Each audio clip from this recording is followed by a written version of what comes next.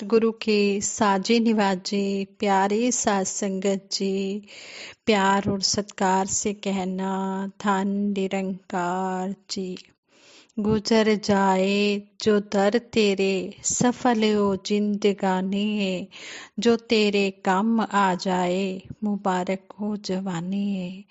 सतगुरु सच्चे पातशाह जो भी समय सेवा सिमरन सत्संग में आप जी की कृपा से बीत जाए, वही समय मुबारक है। साध संगत जी, संपूर्ण अवतार बानी में, संपूर्ण हरदेव बानी में सतगुरु बाबा हरदेव सिंह जी महाराज फरमाते हैं, गफलत में सोए सोए ही तूने उम्र गुजारी है। गाफिल बंदे जाग जा, अब ये जागने की बारी है। ये संत महात्मा गुरु पीर पैगंबर ही इंसान को जगाने का काम करते हैं। ये इंसान को समझाते हैं, ये चेतावनी देते हैं कि इंसान तू अब जाग जा, अब तेरी जागने की बारी है। जागना किधर से है? इस परम पिता परमात्मा की तरफ से जाग जा, इसको पाले। अब की बार ना जाग सका तो जाग नहीं फिर पाएगा। 84 के चक्कर में तू फंस कर फिर रह जाएगा। सतगुरु का काम है समझाना और सतगुरु समझा रहा है, लेकिन जब जीव अगर बात को समझेगा नहीं तो फिर वो 84 के चक्कर में ही जाएगा। इसलिए सतगुरु बार बार समझा रहे हैं कि हे इंसान, अगर तू अब की बार भी ना जागा, 84 लाख योनियों के बाद तुझे मानव जन्म मिला है, अगर अब की बार भी ना जागा तो फिर तू जाग नहीं पाएगा, फिर 84 के चक्कर में ही चला जाएगा। जन्म जन्म से भटक रही है बंदे तेरी आत्मा, कहती है कि कोई मिला दे मुझे मेरा परमात्मा। ये जन्मों जन्मों से जो ये 84 लाख योनियों के चक्कर काट के आत्मा अब इस मानव चोले में आई है और ये कह रही है कि कोई मुझे मिला दे मेरा परमात्मा। इस काया में एक मौका है, इसका लाभ उठा ले तू। हे जीव, तू इस तरफ जाग जा, तू आलस मत कर, तू इस तरफ जाग जा, सतगुरु के चरणों में आकर इस मानव जन्म का लाभ उठा ले। कबीरदास जी भी कह रहे हैं, करो बेनंती सुन मेरा, करो बेनंती सुन मेरे मीता, संत टहल के बेला, इहा खाट चलो हरि लाहा, आगे वसन सुहेला। कबीरदास जी भी कह रहे हैं, आओ मेरे संतों, आओ मेरे मित्रों, आओ मेरे प्यारों, ये जागने का समय है। संतों के संग आ जाओ और इस मानव जन्म का लाभ उठा लो, इस समय का लाभ उठा लो। ये समय अगर एक बार हाथ से निकल गया फिर हाथ में आने वाला नहीं है। कहे हर देव की मिल सतगुरु से जीवन सफल बना ले तू। सतगुरु बाबा हरदेव सिंह जी महाराज समझा रहे हैं कि जीव वक्त के सतगुरु की शरण में आ जा और अपने जीवन को सफल बना ले। जिसने भी इस बात को मान लिया है, जिसने इस बात को कर्म रूप में ढाल लिया है, मुबारक है उनको, उन्होंने अपना लोक सुखी और परलोक सुहेला कर लिया है। संगत जी, ऐसे ही दासी एक स्टोरी आप जी के चरणों में, एक नहीं दो स्टोरी आप जी के चरणों में शेयर करने जा रही है, आप जी परवान करना। कहती हैं, एक किसान को विरासत में खूब धन संपत्ति मिली। वह दिन भर खाली बैठा रहता।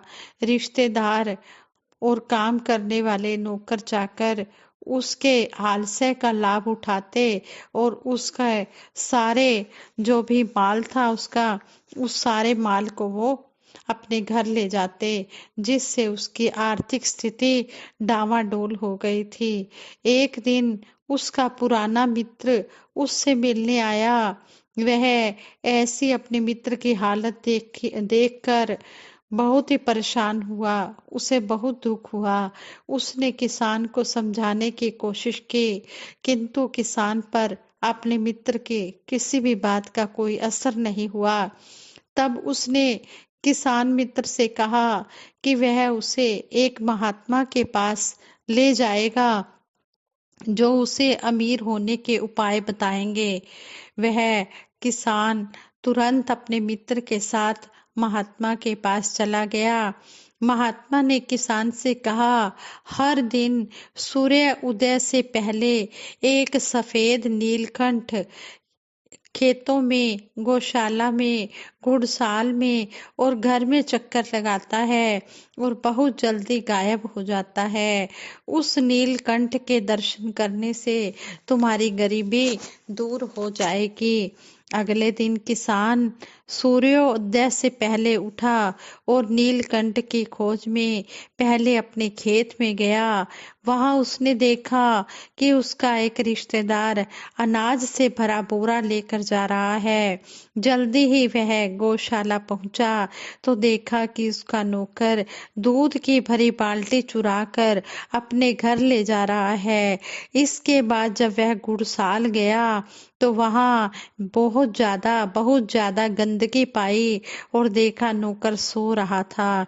अगले दिन भी कुछ ऐसा ही हुआ। किसान के रिश्तेदार और नौकर अब सावधान होकर अपना काम ईमानदारी और फुर्ती से करने लगे। अब किसान आलस्य मुक्त और स्वस्थ हो गया, लेकिन उसे सफेद नीलकंठ के दर्शन नहीं हुए। उसने महात्मा से जब यह बात कही तब उन्होंने कहा, तुम्हें उसके दर्शन तो हो गए हैं, लेकिन तुम उसे पहचान नहीं पाए। वह सफेद नीलकंठ कर्तव्य है, जो कर्तव्य संसार की तरफ से भी आपको मिले हैं, जो गृहस्थ धर्म में मिले हैं, उनको भी निभाना है। यह बातें सुनकर किसान की आंखें खुल गई। संसारिक काम भी करने हैं, गृहस्थ धर्म का पालन भी करना है और इस प्रभु परमात्मा को भी पाना है। ये काम बहुत ही जरूरी है। मानुष जन्म अमोलक है, होत न बारंबार, ज्यो बन फल भुए गिरे, बहुर न लागे डार। ये 84 लाख योनियों के बाद मानव जन्म मिलता है। अगर इस मानव जन्म में आकर भी इस मानव जन्म का लाभ नहीं उठाया, इस परम पिता परमात्मा को नहीं पाया, हमने अपनी जिम्मेवारियां नहीं संभाली, तो फिर कोई फायदा नहीं है। फिर कहते हैं कि जिस तरह किसान के रिश्तेदार और नौकर फायदा उठा रहे थे, लेकिन एक संत महात्मा की शरण में वो किसान आया और उसने जाना, वो उस तरफ जाग गया, वो अपने सारे कर्तव्यों के प्रति सचेत हो गया, सावधान हो गया, तो उसकी आर्थिक स्थिति सुधर गई। वरना तो रिश्तेदार और नौकर उसके धन का फायदा उठा रहे थे। इसी तरह जो सतगुरु की तरफ से जाग जाता है वो सब कुछ पा जाता है। उठ जाग मुसाफिर भोर भई, अब रैन कहाँ जो सोवत है। जो सोवत है सो खोवत है, जो जागत है सो पावत है।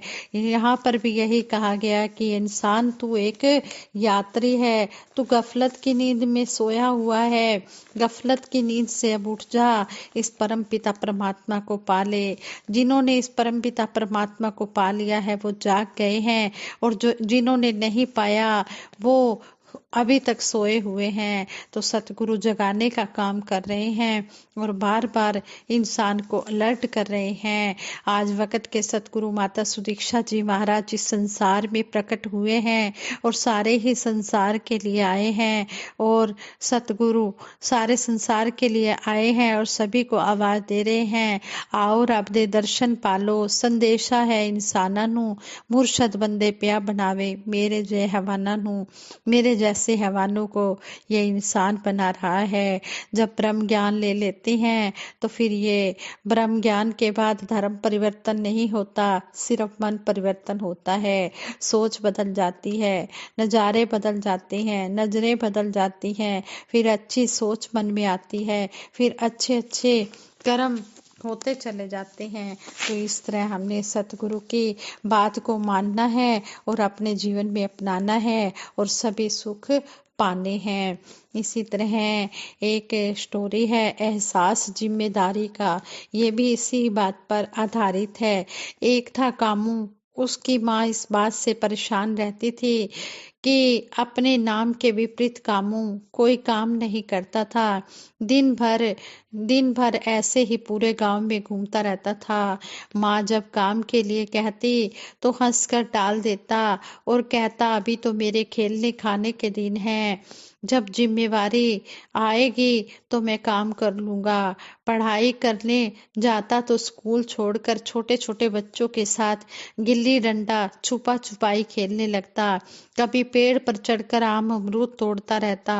माँ जब डांटती तो कहता तुम चिंता मत करो, सब ठीक हो जाएगा। मगर माँ को यह चिंता रहती थी कि अभी इसे नहीं सुधारा तो यह कभी नहीं सुधरेगा। आखिर पिता की संपत्ति से कब तक उसकी जीविका चलेगी, मेरे बाद इसका क्या होगा। धीरे धीरे कामू बड़ा होने लगा। उसकी माँ ने सोचा अगर उसकी शादी हो जाए तो शायद वह अपनी पत्नी के लिए कमाने लगेगा और जिम्मेदार बन जाएगा। सुशीला नामक सुशील कन्या से उसकी शादी हो गई, परंतु कोई फायदा नहीं हुआ। माँ जब भी कामू को खाना परोसती कहती लो ठंडी रोटी खा लो। कामू को यह बात समझ में नहीं आती कि माँ ऐसा क्यों कहती है। एक दिन माँ दूसरे गांव जा रही थी। उसने अपनी बहू सुशीला से कहा मैं किसी काम से दूसरे गांव जा रही हूँ, आने में अगर देर हो जाए तो तुम कामू को खाना खिला देना। और हाँ, खाना परोसते समय यह कहना मत भूलना कि ठंडी रोटी खा लो। शाम को जब सुशीला ने कामू को खाना दिया तो माँ के कहने के अनुसार ही किया और कहा ठंडी रोटी खा लो। यह सुनकर कामू गुस्से में बोला जाओ, मैं खाना नहीं खाऊंगा, रोटियां तो गर्मा गर्म है, फिर तुम कह रही हो ठंडी रोटी खा लो। जब तक तुम नहीं बताओगी मैं खाना नहीं खाऊंगा। तब सुशीला ने कहा मुझे नहीं मालूम इसका क्या मतलब होता है। ऐसा कहने के लिए मुझे माँ ने ही कहा था आप खाना खा लीजिए, माँ जब आएगी तो उनसे पूछ लीजिएगा। कामू बोला कामू बोला जब तक मैं इसका अर्थ नहीं जान लूंगा तब तक खाना नहीं खाऊंगा। दूसरे दिन सुबह जब माँ घर आई तो उसने आते ही सुशीला से पूछा कामू को खाना खिला दिया था। सुशीला बोली उन्होंने खाना खाने से मना कर दिया। जैसे ही मैंने उन्हें कहा ठंडी रोटी खा लो, वो गुस्से में कहने लगे कि पहले पहले माँ ऐसा कहा करती थी और अब तुम भी यही सब कहने लगी हो। माँ ने कामू से पूछा बेटा तुमने खाना क्यों नहीं खाया, आखिर कब तक भूखे रहोगे। खाना नहीं खाने से तुम्हारा स्वास्थ्य खराब हो जाएगा, तुम बीमार पड़ जाओगे।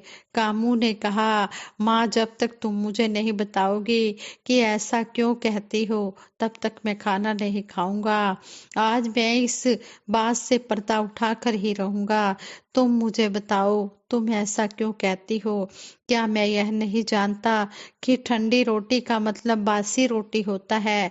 सुबह की रोटी रात और रात की रोटी सुबह खानी होती है। माँ ये बातें सुनकर हंस पड़ी और उसे गले लगाते हुए बोली यही तो बेटा मैं तुम्हें समझाना चाहती हूँ कि तुम जो खाना खाते हो वह तुम्हारे पिता द्वारा कमाए गए धन से आता है। जिस दिन तुम अपने द्वारा कमाए गए पैसे लाओगे तब वह तुम्हारी कमाई वाली ताजी रोटी होगी। कामू को बात समझ में आ गई। उसने कहा आज के बाद मैं मेहनत कर अपने द्वारा कमाए हुए पैसों से रोटी खाऊंगा और आप सबको खिलाऊंगा। मैं खूब मेहनत करूंगा और एक दिन अपने परिवार का नाम रोशन करूंगा। माँ ने अपने बेटे को गले लगाते हुए कहा शाबाश बेटा, मैं भी तो यही चाहती थी कि तुम अपनी जिम्मेदारी को समझो और अपनी जिम्मेदारी को समझो। आज मैं बहुत खुश हूँ कि तुम्हें अपनी जिम्मेदारी का एहसास हो गया है और मैं अपने मकसद में कामयाब हुई हूँ। साथ संगत जी, जिस तरह ये माँ अपने बेटे की इस बात पे खुश हुई, इसी तरह जब हम सतगुरु के कहे अनुसार ब्रह्म ज्ञान ले लेते हैं, इस परम पिता परमात्मा की प्राप्ति कर लेते हैं, तो सतगुरु निरंकार भी बहुत खुश होता है और ये हमें बे इतने आशीर्वाद ये सतगुरु अनंत आशीर्वाद हमें देता है। अगर हम सतगुरु के आशीर्वादों के भागीदार बनना चाहते हैं तो सतगुरु की शरण में आकर इस ब्रह्म ज्ञान को पाएं और सेवा सिमरन सत्संग ज़्यादा से ज़्यादा करते चले जाएं। अपने गृहस्थ धर्म के काम भी पूरे करें, अपनी गृहस्थ धर्म की जिम्मेवारियों को भी संभालें और सेवा सिमरन सत्संग भी करें। इन दोनों में हम बैलेंस बनाकर रखें। जिस तरह सतगुरु माता सुदीक्षा जी महाराज हमें समझाते हैं कि भक्ति घर से शुरू होती है, हमने घर के हर एक मेंबर के साथ उसी तरह प्यार रखना है जिस तरह हम सत्संग भवन में जाकर संतों महापुरुषों से प्यार करते हैं। क्योंकि जो घर में है मेंबर वो भी सतगुरु का ही रूप है।